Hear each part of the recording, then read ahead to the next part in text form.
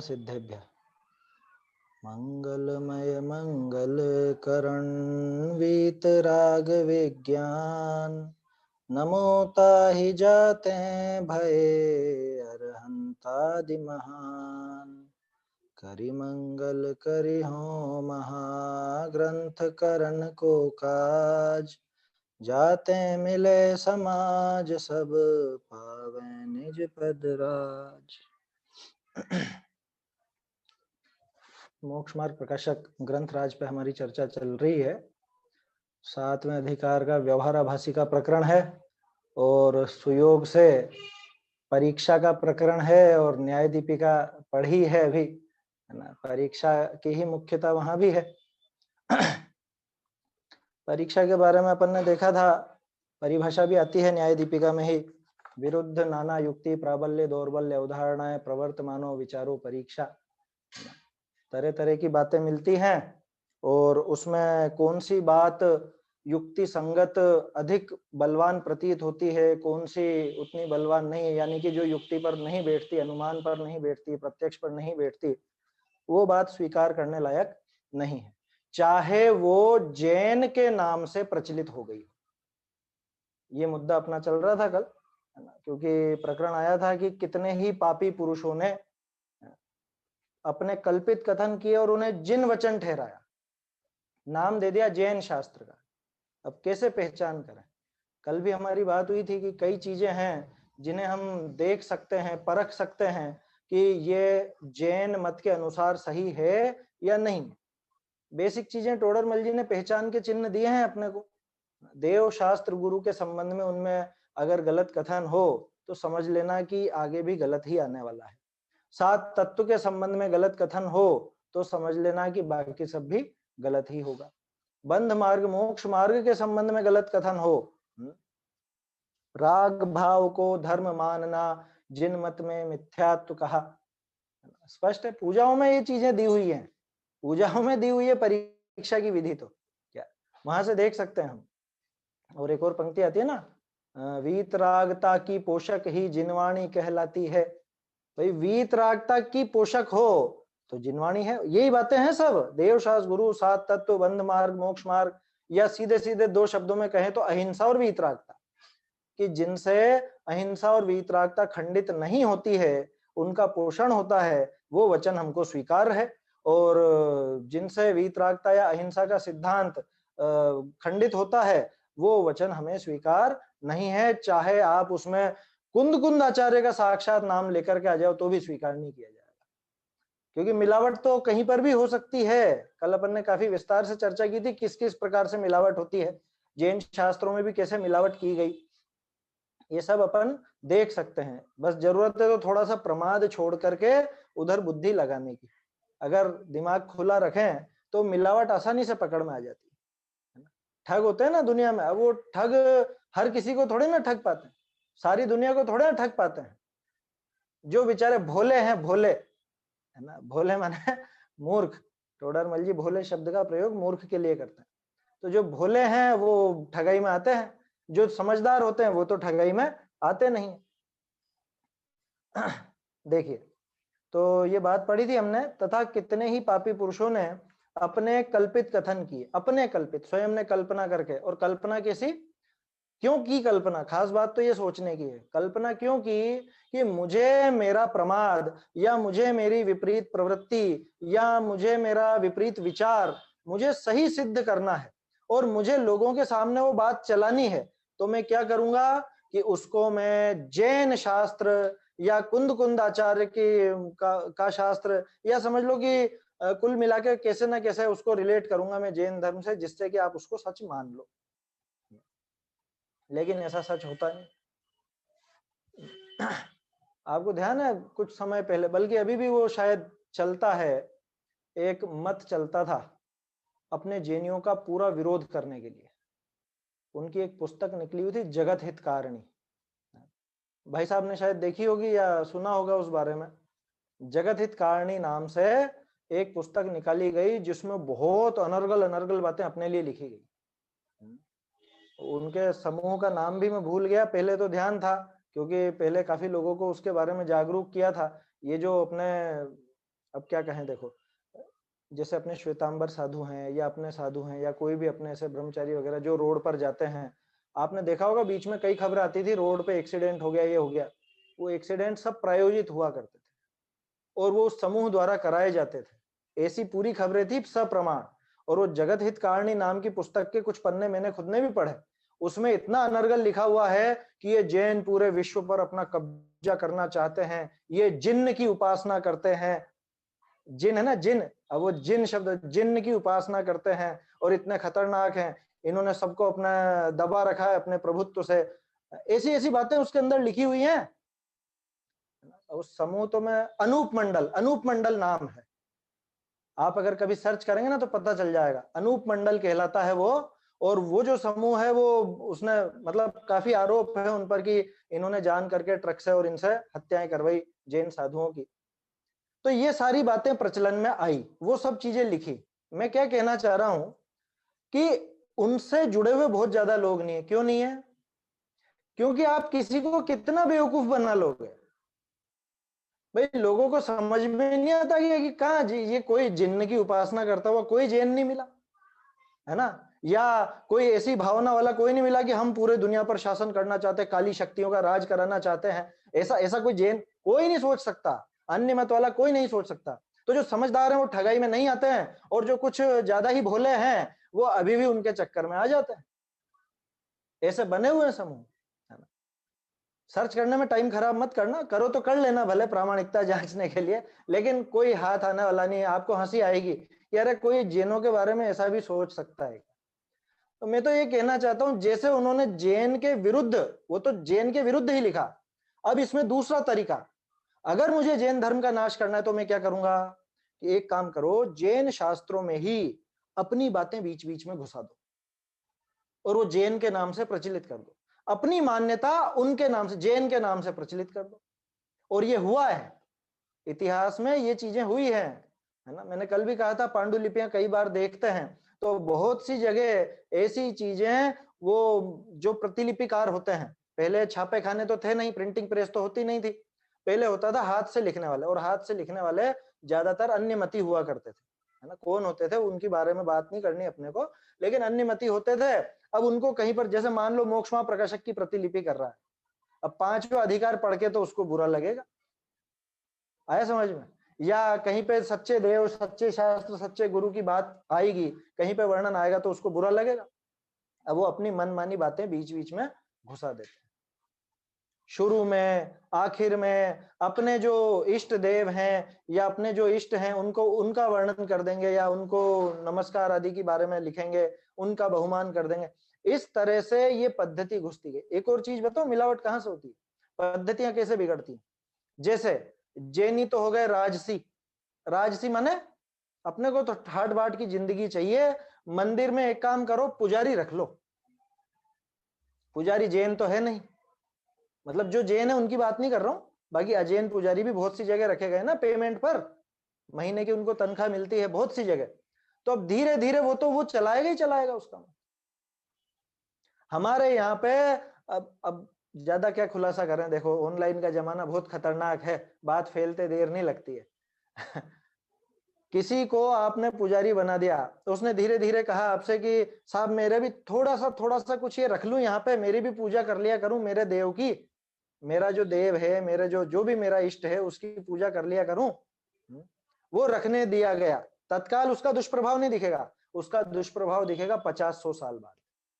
वो धीरे धीरे धीरे धीरे वो इतना सा तो हो जाएगा, इतना बड़ा, और आपके भगवान रह जाएंगे एक तरफ। ये हुआ है, जैन मंदिर हाथ से निकल गए हैं, सुना होगा आपने, देखा होगा बहुत सी जगह। हमारे यहाँ तो 2-3 प्रमाण है इस तरह के, जेएनयू की संपत्तियां हाथ से निकल गई है। प्रकरण अपना खैर शास्त्रों में मिलावट की बात तक ही सीमित है, लेकिन इसको थोड़ा व्यापक स्तर पर अपने को सोचना चाहिए। हम लोगों को प्रमाद छोड़ना चाहिए, हम लोगों को अपनी विरासत संभालना चाहिए, हम लोगों को अपने शास्त्रों को गंभीरता से पढ़ना चाहिए, आंखें खुली रखकर। तो हम कैसे पहचाने मिलावट है या नहीं? अरे बता तो दे टोडरमल जी ने कि सीधी सीधी, अगर देव शास्त्र गुरु, 7 तत्व और बंध मार्ग, मोक्ष मार्ग, या सीधे शब्दों में कहें तो अहिंसा और वीतरागता, इनका पोषण हो रहा है तो कोई समस्या नहीं है। लेकिन अगर कहीं इनके विरुद्ध बात आती है, जैसे क्रियाकांड में बहुत सी चीजें अनर्गल घुस गई अपने जैन समाज में भी, है ना, जैन धर्म की प्रवृत्ति में भी बहुत सी ऐसी अनर्गल चीजें आ गई हैं, तो ये सब कैसे आई हैं? ये विचार करें, इसमें हिंसा का पोषण होता है या अहिंसा का पोषण होता है? कोरोना को भगाने के लिए आपको तरह तरह की विधियां बता देंगे लोग बात, क्या उससे आप समझ जाओ कि ये बातें प्रामाणिक है या नहीं है? आया समझ में? किसी के कह देने मात्र से या उसमें जैन नाम लिखा होने मात्र से वो प्रमाणता नहीं हो जाती, है ना। ये कई बार अपन ये बात कर चुके हैं। शास्त्र में लिखा होना माने वो छपा हुआ होना, वो पुराना होना या संस्कृत में लिखा होना या प्राकृत में लिखा होना, ये कोई प्रामाणिकता की निशानी नहीं है। ये सब भाषाएं हैं, या ये सब सिर्फ समझ लीजिए कि किसी ने छपा दिया, तो छपना मात्र कोई प्रामाणिकता की निशानी नहीं। क्योंकि देखा है मैंने ऐसे बहुत से भोले जीवों को, अरे देखो देखो ये लिखा तो है, किताब में लिखा, किताब में लिखा। अरे किताब अपने जैसे ही लोग छपाते हैं भाई। अभी मेरी मर्जी पड़े मैं जैसी किताब छपा दूं, आपको जैसा मर्जी पड़े वैसा आप छपा सकते हो। तो छपा हुआ होना, लिखित हो या हस्तलिखित मिली है, हस्तलिखित, तो हस्तलिखित भी बहुत सारी चीजें लिखी गई हैं। हस्तलिखित भी विपरीतताएं बहुत लिखी गई हैं। अरे ये विकथाएं नहीं लिखी गई हजारों सालों से हस्तलिखित? कालिदास ने वो सब वर्णन नहीं किया है क्या?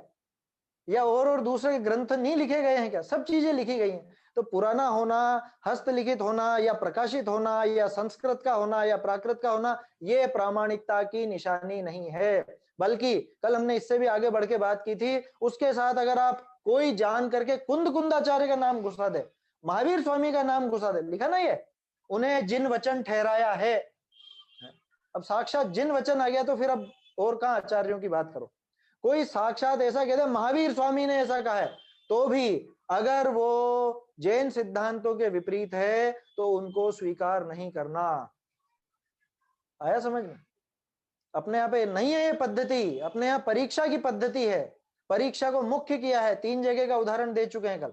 अष्ट सहस्री का आ गया, प्रमाण नए से पदार्थों का निर्णय करने का आ गया, प्रच्छन आदि का तत्वार सूत्र में है ही सही। परीक्षा प्रधानी आज्ञा प्रधानी से श्रेष्ठ होता है। श्रेष्ठ क्या होता है? बल्कि वही सही होता है।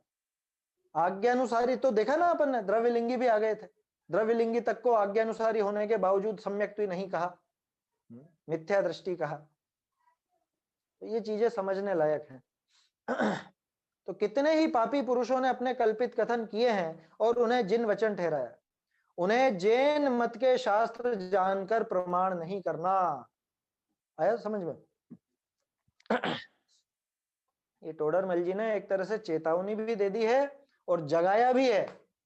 आंख मीचकर विश्वास करने जैसा नहीं है, आंखें खोलकर विश्वास करो।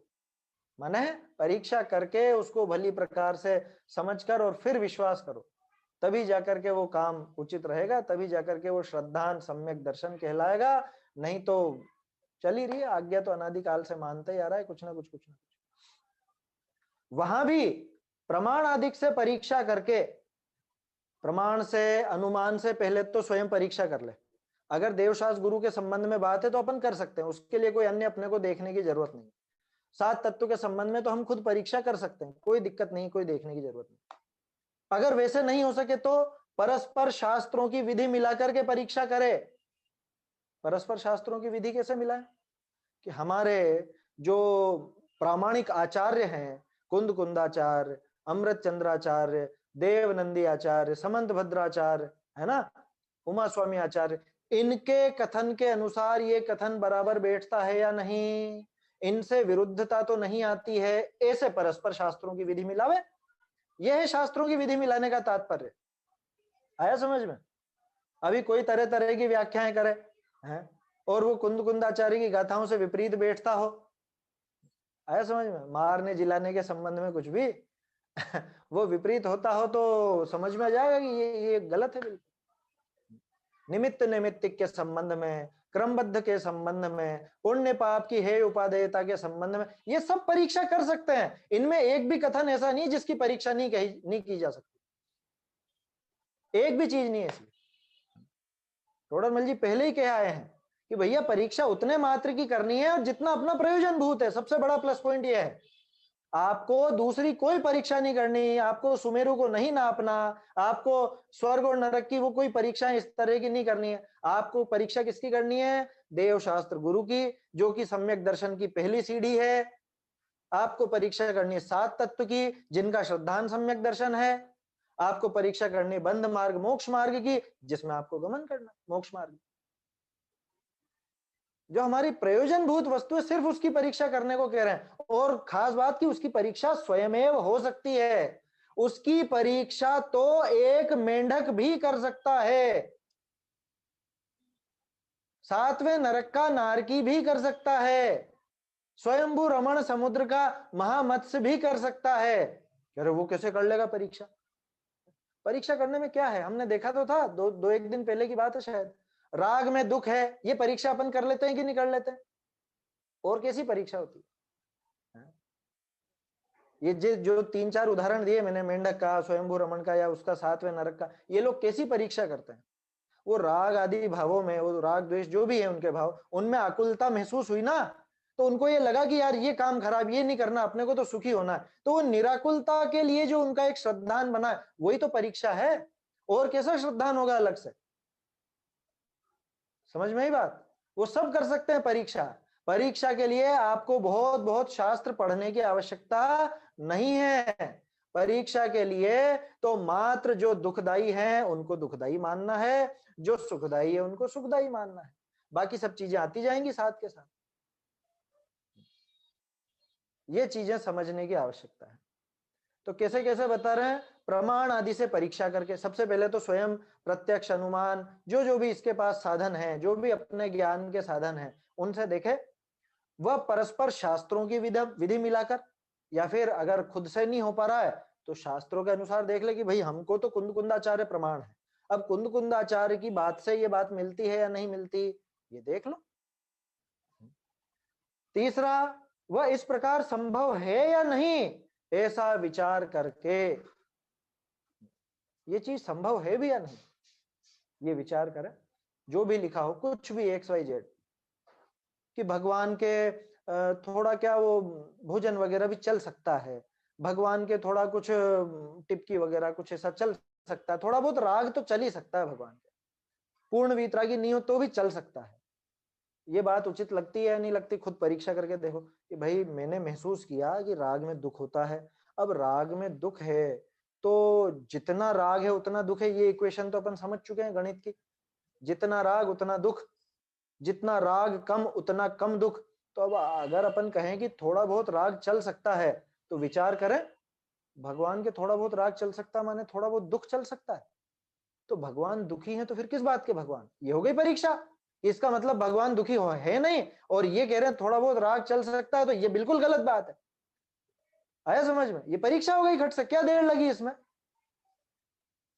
ये विधि आसानी से सीखी जा सकती है और आसानी से करी जा सकती है ना। बस काम इतना करना है कि भगवान के सामने जाके आंख मीच के नमोकार मंत्र नहीं बोलना है, भगवान के सामने जाकर के भगवान का स्वरूप अच्छे से समझना है ना। ये आराम से परीक्षा हो सकती है, कोई समस्या नहीं। कुछ लगे आपको प्रश्न वगैरह लगे, या कुछ बात ऐसी अटपटी लगे तो बताइएगा, है ना। तो संभव है या नहीं, ये अपन परीक्षा कर सकते हैं, कम से कम इन चीजों में तो कर सकते हैं। हाँ, सुमेरु 1 लाख का है कि 1,40,000 का है कि 41 का है, ये संभव है या नहीं, इसकी विधि तो शास्त्रों से मिला लो। नेमि चंद्राचार्य हमको इस विषय में प्रमाण है, उन्होंने क्या लिखा है वो देख लो, या यति वृषभ आचार्य ने लिखा है वो देख लो। अब कोई नया व्यक्ति लिख देवे कि नहीं साहब 1,60,000 योजन का है, 1,40,000 का नहीं है, ये संभव है या नहीं, कि देख लो वहां तिलोय पंडिती में क्या लिखा है, त्रिलोकसार में क्या लिखा है, ये शास्त्रों से विधि मिला ली, ये परीक्षा हो गई कि ये आदमी गलत बोलता है, ये इसने 1,60,000 योजन लिखा है, ये गलत लिखा है। आया समझ में? ऐसे परीक्षा कर सकते हैं। तो दोनों तरह से देख लिया अपन ने। प्रयोजन भूत की परीक्षा तो अपन खुद ही कर सकते हैं, उसके लिए अन्य शास्त्र की भी आवश्यकता नहीं, और अप्रयोजन भूत के लिए अन्य शास्त्र देख लो। फिर भी समझ में नहीं आए तो सीधी विधि बता चुके हैं टोडरमल जी, कि जिस व्यक्ति के अपने को प्रयोजन भूत बातों में कोई दिक्कत नहीं मिली, उनके अनुसार सारे कथन स्वीकार कर लेना, अप्रयोजन भी उनके सच्चे मान लेना, और जिसके प्रयोजन भूत में गड़बड़ मिल रही है उसके अप्रयोजन भूत भी गड़बड़ ही समझना। इतनी सीधी विधि है, आया समझ में?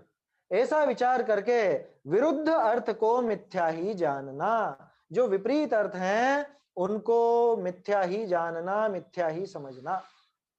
इस प्रकार की यहाँ पे बात है। चलिए आगे उदाहरण है ना, ढूंढारी से पढ़ूं।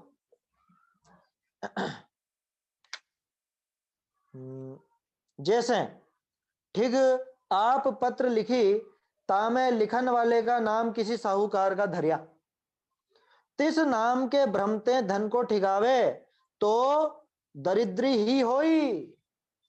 ठग का उदाहरण है, बिल्कुल सीधा सा। हुंडी चलती है ना, हुंडी, ये उधार लेते हैं जो। अब मान लो ऐसा होता है, बहुत सी जगह होता है, हमारे यहाँ भी 2-3 किस्से हो गए। जो बीच में दलाल वगैरह रहते हैं, कुछ और रहते हैं, उनके पास मान लो किसी के चेक रखे रह गए या कुछ रखा रह गया, कोई हुंडी वगैरह रखी रह गई। अब उसमें वो कुछ भी फेर बदल करके गड़बड़ करके अपना नाम रखेगा उस सेठ का, साहूकार का नाम रख के, और खुद वो हुंडी पत्री चलाएगा, वो चेक चलाएगा, और जो सहज रूप से जिसने उस पर विश्वास कर लिया, वो उस पर अगर विश्वास कर लेगा तो क्या होगा?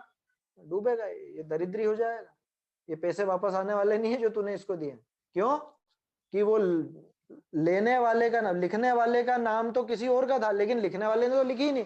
वो जो साहूकार व्यक्ति था उसने तो वो हुंडी लिखी ही नहीं थी, इसने फर्जी अपने नाम से, मतलब उसके नाम से इसने फर्जी बना ली। और अगर मैं उस चक्कर में आ गया तो कौन देगा बताओ पैसे? ठग तो ले लुआ के भाग जाएगा, है ना? ठग तो रवाना हो जाएगा वो सब लेकर के, और ये हाथ मलता रह जाएगा। ये जाएगा उसके पास, साहब आपकी हुंडी पड़ी है, कि मैंने तो लिखी ही नहीं भैया, ये मैं साइन ही नहीं है मेरा, नहीं चेक मेरा है, तुम्हें किसने दे दिया? बेवकूफ बना दिया, यही होगा फिर। ठीक उसी तरह से तैसे पापी आप ग्रंथादि बनाए, तहां कर्ता का नाम जिन गणधर आचार्य निका धरिया। लो, पापी जीवों ने किसका नाम रखा? ग्रंथ तो बनाए खुद, और नाम रख दिया गणधर का या किन्हीं आचार्य का। जैसे कल हमने देखा था, 2-3 नाम बताए थे ना मैंने शास्त्रों के, आचार्यों के नाम से वो ग्रंथ चल गए। नाम जिन गणधर आचार्य का धरिया, तिस नाम के भ्रमते झूठा श्रद्धान करे। यहाँ थोड़ा सा संशोधन है ना, सोनगढ़ वाली पुस्तक में झूठ श्रद्धान करे लिखा है, जयपुर वाली तो सही है, झूठा लिखा है तो सही है ना, झूठ लिखा हो तो झूठा कर लीजिएगा। भ्रमते झूठा श्रद्धान करे तो मिथ्या दृष्टि ही होई। तब तो तू मिथ्या दृष्टि ही होगा भैया, झूठा श्रद्धान करेगा। किसी ने कुछ भी गड़बड़ चला दी और उस गड़बड़ को तूने स्वीकार किया, तब तो तू खुद मिथ्या दृष्टि होगा, है ना? उसमें उसका नुकसान नहीं है, उसमें तो हमारा स्वयं का नुकसान है, अन्य किसी का नहीं। ठीक है, देखिए बहुरी वह कहे, अब फिर उसका तर्क है कि गोमट्ट सार विषय ऐसा कया है। क्या कहा है? ये नीचे गाथा दी है ना, सम्मा इट्ठी जीवो विठम पव्यणम तु सद्दहदी। ऐसी 2-3 गाथाएं हैं।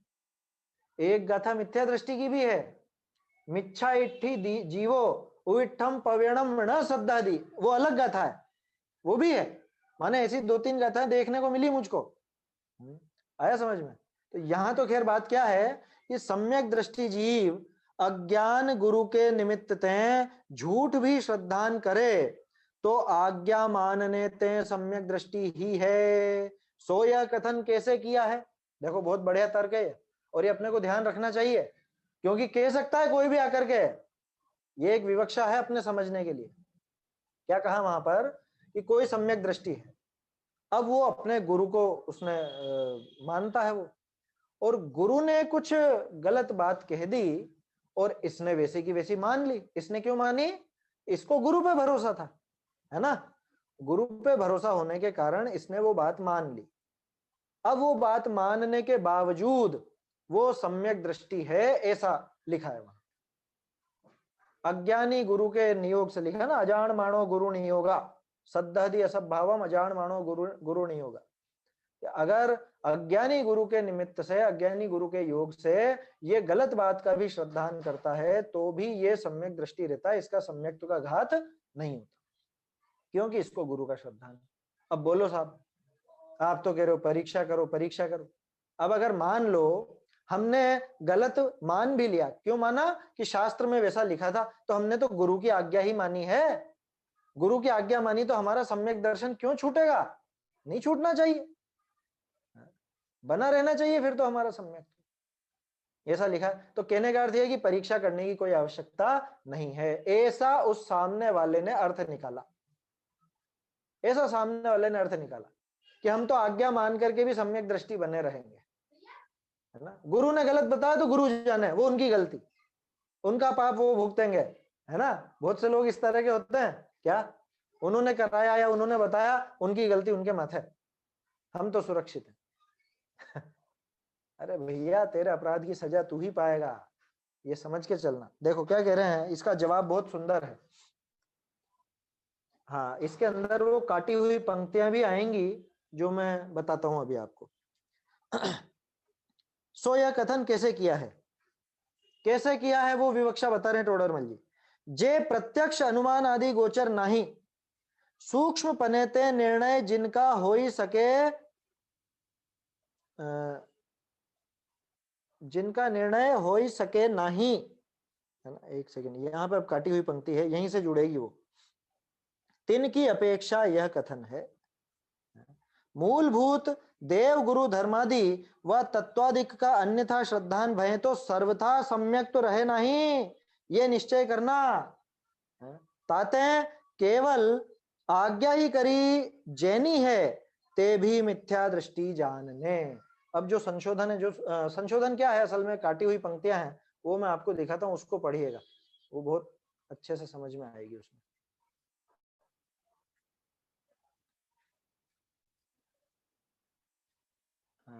हाँ, ये देखिए, सम्यक दृष्टि जीव अज्ञान गुरु, है ना, ये तो हो गया। सो यह कथन कैसे किया है, यहां देखिए, जे प्रत्यक्ष अनु नहीं, नहीं, तीसरी पंक्ति पढ़ रहा हूं मैं।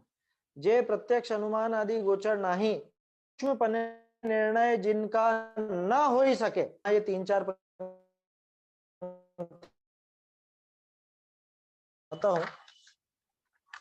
ऐसे कई अर्थभूत भी श्रद्धा है, दिख रहा है ये, ऐसे कई अर्थभूत भी श्रद्धा है, तो फिर उसके बाद सम्यक दृष्टि न जाए, सम्यक दृष्टि न जाए माने सम्यक दर्शन नहीं जाता, जाते हैं तत्वोपदेश का यथार्थ बनाते हैं, पुरुष का प्रमाण, एक सेकंड,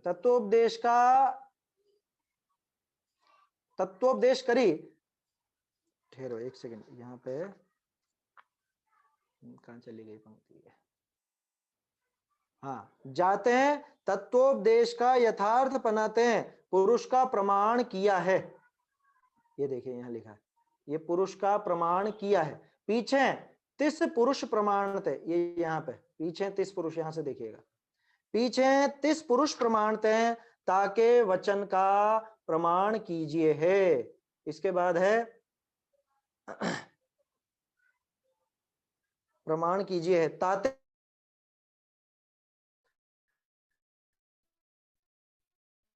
सूक्ष्म अर्थनी की, ताते सूक्ष्म अर्थनी की अपेक्षा जो देव अन्यथा कथन कही,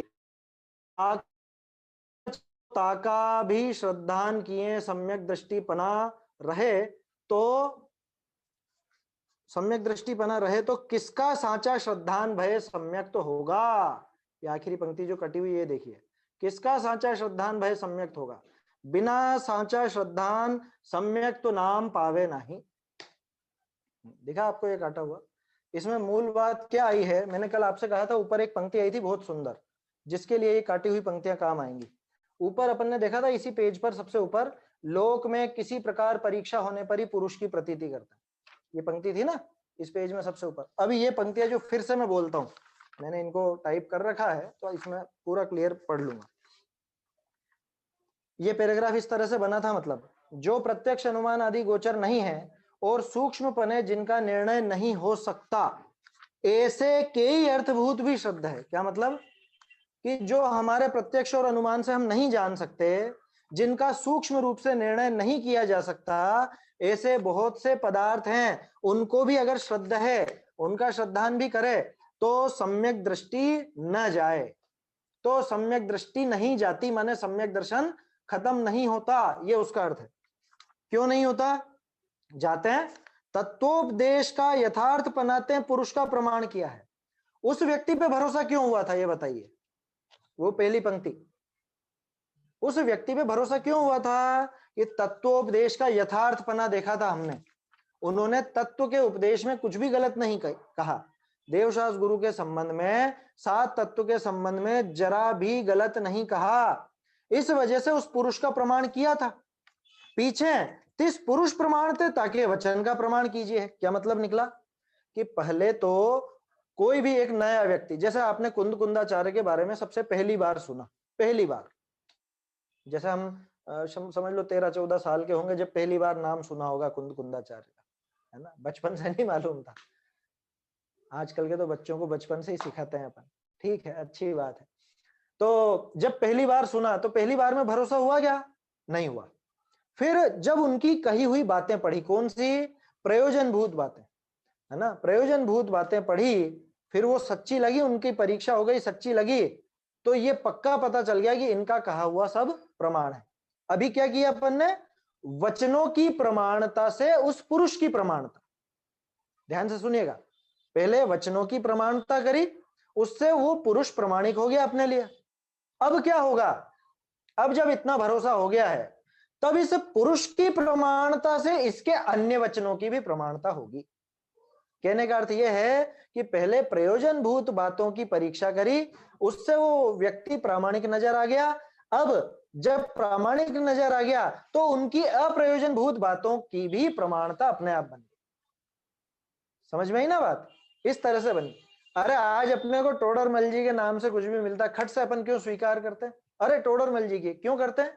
क्योंकि टोडरमल जी की कही हुई एक एक बात की परीक्षा करके और उसको यथावत बिल्कुल सही सही घटित हुई, सत्य वचन है सारे, तो अपने को उनके ग्रंथ में कोई शंका होती नहीं। जैसे मान लो इतना सब वर्णन टोडरमल जी ने किया, ज्यादातर तो प्रयोजनभूत बातों का किया है। अब इनमें जैसे यूं समझ लो कि कोई कर्मों के संबंध में कोई बात कही, है ना? या सीधे शब्दों में कहूं तो मोक्ष मार्ग प्रकाशक पूरा परीक्षा करके अपन कर सकते हैं, कसौटी पे खरा उतर सकते हैं। अब टोडरमल जी ने त्रिलोक सार की वचनिका भी लिखी है, और त्रिलोक सार में ज्यादातर अप्रयोजनभूत बातों का कथन भी है, क्योंकि 3 लोक वगैरह सबका वर्णन है ना, उन चीजों की परीक्षा हम प्रत्यक्ष और अनुमान से नहीं कर सकते। तो अब अपन क्या करेंगे कि किसने लिखा है? टोडरमल जी ने लिखा है, ठीक है, स्वीकार। इस तरह की विधि होती है, ऐसा होता है, ठीक है, कोई दिक्कत नहीं। टोडरमल जी कह रहे हैं तो कह रहे कभी तो तुम कहते हो कि परीक्षा करो, कह रहे परीक्षा करो प्रयोजनभूत बातों की या उन बातों की जिनकी आप प्रत्यक्ष और अनुमान से कर सकते हो, उससे वो व्यक्ति की प्रामाणिकता सिद्ध हो जाती है। अब व्यक्ति प्रामाणिक सिद्ध हो गया, उसके बाद फिर कुछ मान लो कोई अप्रयोजनभूत बात में कुछ गड़बड़ हो भी जाए, उस बात के लिए आचार्य ने लिखा था कि वो अज्ञानी गुरु के नियोग से अगर कुछ गलत मान भी ले, गलत मान ले माने अप्रयोजनभूत बात में, तो दिक्कत नहीं है। ये उस गाथा का आशय था। समझ में आ रही है बात? तो आचार्य का कथन तो उस गाथा में इस प्रकार का था कि अप्रयोजनभूत बात में कुछ ऐसी बात हो जिसकी परीक्षा हम नहीं कर सकते, उसको गुरु ने कहा है स्वीकार है, ऐसा करके भी करे तो दिक्कत नहीं है, तो सम्यक दर्शन समाप्त नहीं होता। समझ में आ रही है बात? फिर से पढ़ता हूं, देखो ये पंक्तियां। ऐसे कई अर्थभूत भी श्रद्धा है, कौन से? कि जिनकी हम सूक्ष्म रूप से परीक्षा नहीं कर सकते, सूक्ष्म पने जिनकी परीक्षा नहीं कर सकते, ऐसे कई अर्थभूत, ऐसे कई पदार्थ भी श्रद्धा है तो सम्यक दृष्टि न जाए, जाते हैं तत्वोपदेश का यथार्थ बनाते हैं। तत्वोपदेश देख लिया, तत्वोपदेश माने प्रयोजनभूत तत्वों का उपदेश, अप्रयोजन का नहीं। तत्वोपदेश का शब्द जहां भी आए ना, जहां भी नाम आए तत्वोपदेश का, उससे प्रयोजनभूत ही समझना, क्योंकि तत्वोपदेश ये नहीं है कि सुमेरु और 3 लोक और ये सब। तत्वोपदेश है आश्रव, बंध, संवर, निर्जरा, जीव, अजीव, ये चीजें तत्वोपदेश। जाते हैं तत्वोपदेश का यथार्थ बनाते हैं पुरुष का प्रमाण किया है। पीछे 30 पुरुष प्रमाणते हैं ताकि वचन का प्रमाण कीजिए है। पहले वचनों से पुरुष का, फिर पुरुष से वचनों का, ऐसा चलता है। ताते सूक्ष्म अर्थनी की अपेक्षा यह कथन है। इस गाथा में जो बात आई है वो सूक्ष्म अर्थों के लिए आई है। आया समझ में? सूक्ष्म अर्थ माने जो केवल ज्ञान गम्य है, हमारे ज्ञान में पकड़ में नहीं आते, उन बातों के लिए। क्यों, आप कैसे कह सकते हो सूक्ष्म अर्थ के लिए आई? तो उसका भी जवाब दे रहे हैं टोडरमल जी। जो देव गुरु धर्म व तत्वाधिक का भी अन्यथा कथन कही, ताको जिन वचन बतावे। समझ में आ रहा है? देव शास्त्र गुरु और सात तत्व को भी अन्यथा कथन करे और उसको जिन वचन बतावे, और ताका भी श्रद्धान किए सम्यक दृष्टि बना रहे, तो किसका साचा श्रद्धान भय सम्यक तो होगा? भाई मूलभूत इसमें जो गड़बड़ कर रहा है और जिन वचन बता रहा है, और आपने जिन वचनों के नाम पे उसका भरोसा कर लिया, माने आपने मान लिया, अब अगर इसको भी आप सम्यक दर्शन कहोगे तो फिर ये बताओ किसका किसका श्रद्धान करने का नाम सम्यक दर्शन रहेगा? फिर क्या जरूरत है देवशास्त्र गुरु की या सात तत्व की? बिना साच श्रद्धान सम्यक तो नाम पावे नहीं। बिना सच्चे श्रद्धान के सम्यक तो नाम नहीं पाता। ये काटी हुई पंक्तियों में था, है ना ये चीज। लेकिन इससे एक चीज नया खुलासा इसमें ये हुआ कि भाई पुरुष की प्रमाणता पहले उसके वचनों से होती है, बाद में जब वो पुरुष प्रमाणिक हो जाता है तब उसके वचन भी प्रामाणिक होने लगते हैं। तो ये जो इसके भ्रम खड़ा हुआ, कौन सा? अजान मानो गुरु नहीं होगा, अज्ञानी गुरु के नियोग से कुछ गलत भी श्रद्धान कर लिया तो सम्यक दृष्टि कैसे रहेगी? है सम्यक दर्शन कैसे रहेगा? कि वो इस तरह से रहेगा कि वहां जब प्रयोजन भूत बातों में गलत नहीं कहा था तो हमने उन बातों पर भरोसा किया था। अब उन्होंने अप्रयोजन भूत बात में कुछ गलत कहा, या मान लो गलत लिखने में आ गया। कई बार ऐसा भी तो होता है ना, ग्रंथ आगे बढ़ते बढ़ते प्रतिलिपियां होते होते कुछ गलत आ गया लिखने में, मूल में तो कुछ और लिखा था, छपते छपते छपते छपते वो गलत छपने लग गया। जैसे शायद छठे अधिकार के आखिर में अपन ने देखा था, वो एक नाना मिथ्या दृष्टियों का कथन किया, आ गया या शायद अब आएगा, सातवें अधिकार के आखिर में आएगा। हाँ इसके आखिर में आएगा 266 पेज पर, कि नाना प्रकार के मिथ्या दृष्टियों का कथन किया। तो मूल में तो ये लिखा था, अनुवाद करने वाला कोई गुजराती भाई बैठा, उसने गुजराती की पुस्तक में लिख दिया इस प्रकार छोटे मिथ्या दृष्टियों का कथन किया। वहां नाना का अर्थ छोटा होता है ना, अपने यहाँ भी बोलते हैं गाँव में नाना माने छोटा, नाना और मोटा। आया समझ में? तो मूल में क्या था और बाद में क्या चल पड़ा, ऐसे बहुत बहुत बदलाव हो जाते हैं। तो हो सकता है उसकी वजह से भी गड़बड़ हो गई हो। ऐसा एक प्रकरण मुझको ध्यान आता है, कर्णानियोग का कोई विषय था, है ना। अब वो क्या था वो तो ध्यान नहीं, लेकिन क्या किस्सा है वो बताता हूँ। वीरसेन स्वामी, उन्होंने धौला टीका लिखी। अब उनके सामने कर्णानियोग के दो अलग अलग कथन थे, है ना। यूं समझ लीजिए कि एक तो जैसे षटखंडागम में कोई बात होगी और एक कोई कषाय पहुड़ में कुछ बात होगी या तिलोय पन्नति में कुछ बात होगी। दोनों मतलब ये सब जो बड़े ग्रंथ है 2-2 हजार साल पुराने हैं। अब वीरसेन स्वामी के सामने दो अलग अलग कथन आए, क्या करें? उन्होंने लिखा हमें दोनों की आज्ञा प्रमाण है। दोनों की आज्ञा प्रमाण है। किस विषय में लिखा? किस विषय में लिखा? अप्रयोजन भूत बातों। आया समझ में? कर्णानियोग की कुछ ऐसी बातें थी जिनका निर्णय अपन नहीं कर सकते थे। नहीं कर सकते तो क्या लिखते बताओ? जैसे एक छोटा सा उदाहरण, मान लो क्या ऐसा है, बहुत से पुराणों में आपको जो तिथियां मिलेंगी तीर्थंकरों के कल्याणक की, किसी ग्रंथ में अलग तिथि मिलेगी और किसी ग्रंथ में अलग तिथि मिलेगी, और दोनों प्रामाणिक आचार्य हैं मान लो। तो अब क्या करें? क्या अब इसमें क्या किया जा सकता है? दोनों ही आचार्य प्रामाणिक हैं और दोनों ने प्रयोजन भूत बातों में तो गड़बड़ किसी ने भी नहीं की, है ना, किसी ने भी नहीं की उन दोनों ने। तो फिर हमको दोनों के ही कथन स्वीकार हैं, कोई दिक्कत नहीं है हमको। मान लो उसमें पंचमी लिखा और किसी में छठ लिखा हो तो दोनों ही स्वीकार, हमें तो कोई दिक्कत नहीं। अरे हो तो गया अभी महावीर स्वामी का कार्तिक की चतुर्दशी, कार्तिक कृष्ण चतुर्दशी उनकी मोक्ष की तिथि लिखी हुई है शास्त्रों में, और अब प्रचलन में क्या आ गई है? अमावस्या आ गई है।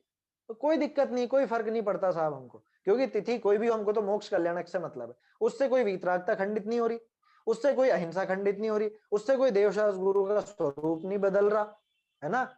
अमावस को मानो चाहे उसको मानो, कोई अंतर नहीं आ रहा है, तो कोई समस्या नहीं, हमको दोनों स्वीकार। इस तरह से वो होता है। अब मान लो कोई ऐसे अड़के बैठ गया, नहीं नहीं मैंने तो अमावस पढ़ी है, नहीं नहीं मैंने तो चतुर्दशी पढ़ी है। अब वो जैसा गुरु ने लिखा वैसा हमने स्वीकारा। इस विषय में जैसा गुरु ने लिखा वैसा स्वीकार कर लिया, तो इससे सम्यक दर्शन समाप्त नहीं होगा। ये इस गाथा का भाव है। समझ में आई बात?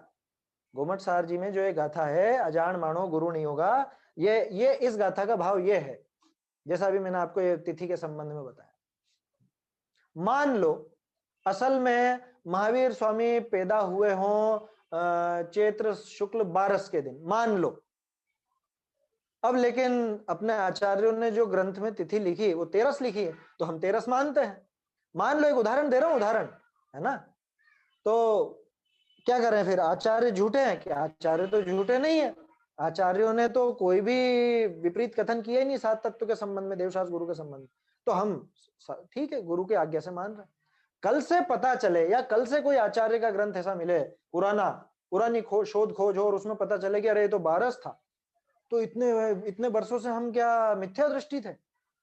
हैं? हम 13 मानते थे उनका जन्म कल्याणक, तो इतने वर्षों से मिथ्या दृष्टि हो गए और आज 12 मानने लग जाएंगे तो सम्यक दृष्टि हो जाएंगे क्या? काल्पनिक उदाहरण दिया है मैंने, ऐसा यूं समझना इसको, कहीं पे 12 नहीं लिखा मिला है, मैंने तो एक काल्पनिक उदाहरण दिया। इतने वर्षों से साहब मानते आए हैं, अब क्या करें, इतनी गलती हो गई। बहुत से लोग तो इतने दुखी हो जाएंगे उसमें कि अरे इतने वर्षों से हम तो 13 के दिन ही महावीर स्वामी के जन्म कल्याण की पूजा कर रहे थे, बहुत अनिष्ट हो गया, बहुत अनिष्ट। अरे क्या अनिष्ट हो गया उसमें? 12 का 13 मान लिया, 13 का 12 मान लिया, मनाया तो वो उनका ही, किसी और का नहीं। और किसी और का भी मान लो तो भी क्या फर्क पड़ता है? वीतरागता खंडित हो रही है क्या? सर्वज्ञता खंडित हो रही है क्या? अहिंसा खंडित हो रही है क्या? इन पे कोई फर्क नहीं पड़ रहा। तो ऐसी बातों के लिए लिखा है उस गाथा में कि अजान मानो गुरु नियोगा, है ना।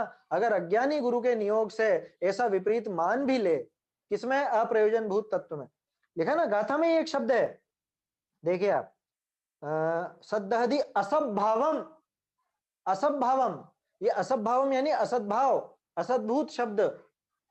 तो इसके दोनों अर्थ निकलते हैं, एक तो गलत माना वो, दूसरा असद्भूत माने अप्रयोजन भूत, ऐसा अर्थ ले सकते। तो अप्रयोजन भूत बातों में कुछ अन्यथा भी मान ले तो उसमें कोई समस्या नहीं आती, है ना। अब जो पैराग्राफ अपना छपा हुआ है, यूं समझ लीजिए आप, भाई सूक्ष्म पने से जिनका निर्णय नहीं हो सकता उनकी अपेक्षा ये कथन है।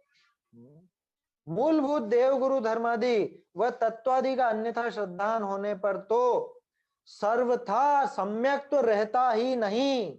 सर्वथा लगा दिया, अरे जैन धर्म में भी सर्वथा, हाँ क्या दिक्कत है? अगर मूलभूत बातों में आपने अश्रद्धा रखी, मूलभूत बातों में गड़बड़ की, तब तो सर्वथा सम्यक तो रहेगा ही नहीं, माने किसी भी प्रकार से सम्यक दर्शन रहने वाला नहीं। इसलिए बिना परीक्षा किए केवल आज्ञा ही द्वारा जो जैनी है उन्हें भी मिथ्या दृष्टि जानना, केवल आज्ञा मान कर। अरे द्रव्यलिंगी मुनिराज को नहीं छोड़ा, फिर वो और बाकी की तो क्या बात करें, तो उनको मिथ्या दृष्टि जानना। आगे का प्रकरण है ना, वैसे समय हो रहा है, दिन जल्दी ढल जाता है।